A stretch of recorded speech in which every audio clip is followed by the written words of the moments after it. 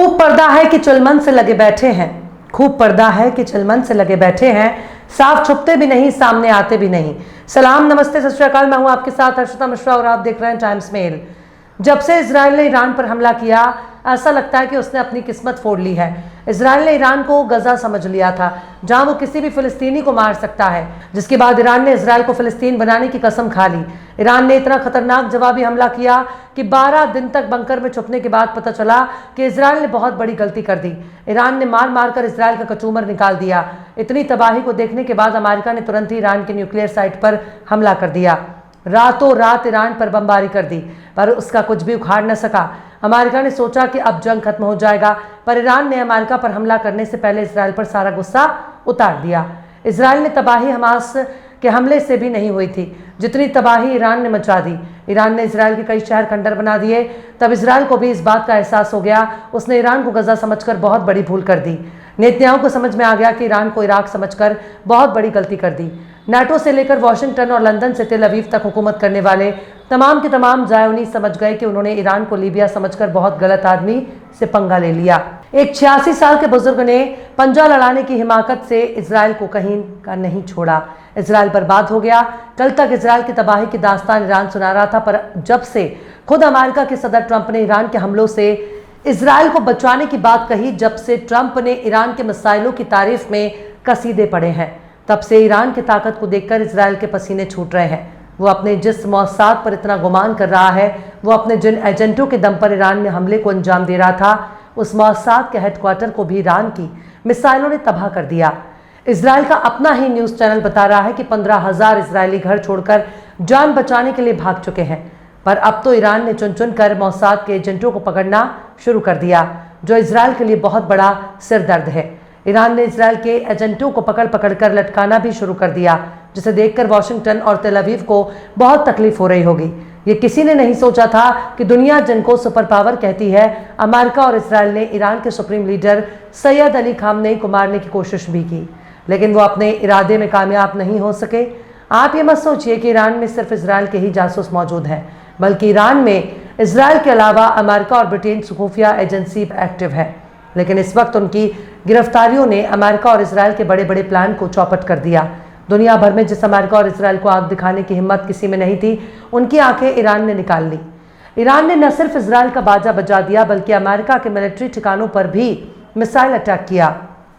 पर मौसाद, CIA और MI6 के एजेंटों की गिरफ्तारी ने इजराइल और अमेरिका को हिलाकर रख दिया।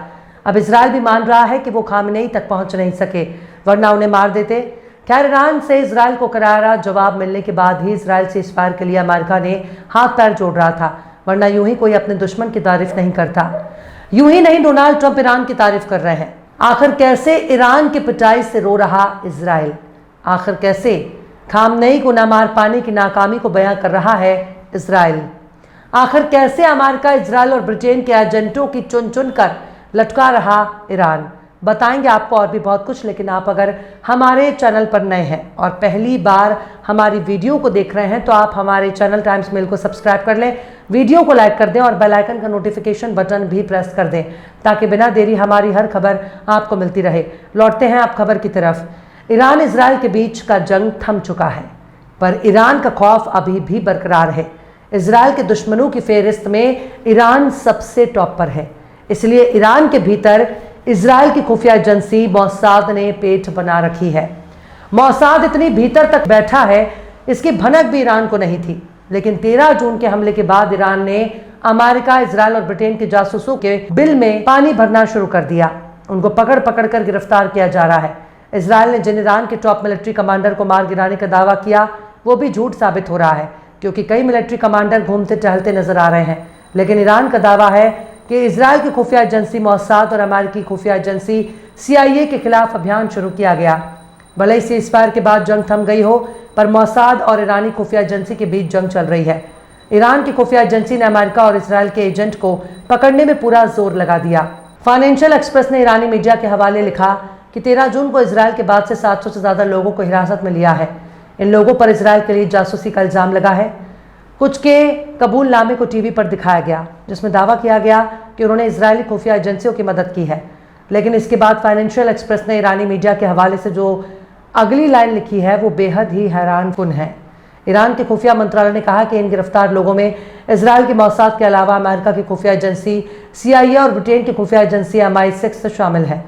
फाइनेंशियल एक्सप्रेस ने ईरान वॉर की एक रिपोर्ट का जिक्र किया जिसमें बताया गया कि ईरान ने बीते 2 हफ्तों के दौरान जासूसी के इल्जाम में 6 लोगों को मौत की सजा दी है। इनमें 3 लोग ऐसे भी थे जिन्हें बुध के रोज मौत की सजा दी गई, जिन पर 2020 में न्यूक्लियर साइंटिस्ट मोहसिन फाखरीजादे के कत्ल में शामिल होने के इल्जाम है। शायद यही वजह है कि जासूसी नेटवर्क का पर्दाफाश होने की वजह से ईरान के सुप्रीम लीडर तक इजराइल नहीं पहुंच सका। ईरान ने इस दौरान कई एक्शन लिए। ईरान की हुकूमत ने अपनी आवाम से व्हाट्सएप और इंस्टाग्राम को तुरंत ही डिलीट करने के लिए कह दिया क्योंकि इन पर जासूसी का शक जताया जा रहा था। लेकिन जासूसों का तब ज्यादा नुकसान हो गया जब ईरान ने पूरे देश में इंटरनेट ही ठप कर दिया। और पूरी दुनिया को मालूम है कि इंटरनेट ही अमेरिका और इसराइल का हथियार है जिसके जरिए वो बड़े आराम से जासूसी करते रहते हैं। लेकिन जासूसी के नेटवर्क का भांडा फूटने के बाद अब इसराइल के डिफेंस मिनिस्टर ने अपनी नाकामी को इजरायली मीडिया के सामने कबूल कर लिया। इसराइल काट्स ने कहा कि उन्होंने ईरान के खिलाफ जंग के दौरान ईरान के लीडर सैयद अली खामेनेई के कत्ल की कोशिश की लेकिन वो उन तक पहुंचने में नाकाम हो गया। इजरायली चैनल 13 को दिए एक इंटरव्यू में इसराइल काट्स ने कहा कि जंग के दौरान ईरान के सुप्रीम लीडर को मारने का प्लान बनाया गया था लेकिन इसे कत्ल को अंजाम देने की कोई ऑपरेशन मौके पर दस्तयाब नहीं था। यानी सैयद अली खामेनेई साहब को कत्ल की प्लानिंग तो बनाई थी लेकिन उन्हें मारने के लिए उन तक पहुंच नहीं था। यानी कुल मिलाकर वो सैयद अली खामेनेई तक पहुंच ही नहीं सके, या फिर यूं कहा जाए कि उनके जासूसी का नेटवर्क ही कमज़ोर हो चुका था क्योंकि उनके जासूस ईरान के चंगुल से भाग रहे थे या गिरफ्तार कर लिए गए होंगे। खैर, अमेरिका भी बहुत ही शान से कह रहा है उसे मालूम है ईरान के सुप्रीम लीडर कहाँ पर हैं। उनकी लोकेशन की जानकारी का दावा भी ट्रंप कर रहे थे, पर नहीं भूलना चाहिए कि उनके जासूसों को ईरान ने पकड़ लिया है। शायद यही वजह है कि ईरान चौकन्ना हो गया और अमेरिका, इजराइल और ब्रिटेन के जासूसों को पकड़ पकड़ कर एक्शन लेना शुरू कर दिया और इजराइल, अमेरिका और यूरोप की जासूसी से पर्दा हटा दिया। दुनिया के सामने अमेरिका और इजराइल की सच्चाई बेपर्दा हो चुकी है।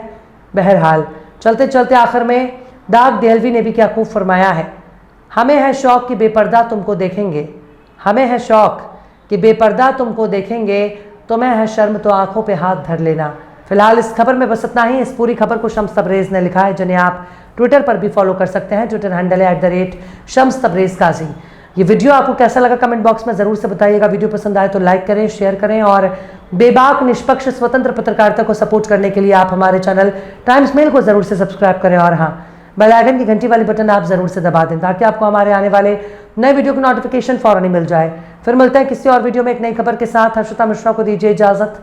जय हिंद। अगर अभी तक आपने हमारे चैनल टाइम्स मेल को सब्सक्राइब नहीं किया है तो जल्दी से सब्सक्राइब कर दें और बेल आइकन भी प्रेस कर दें।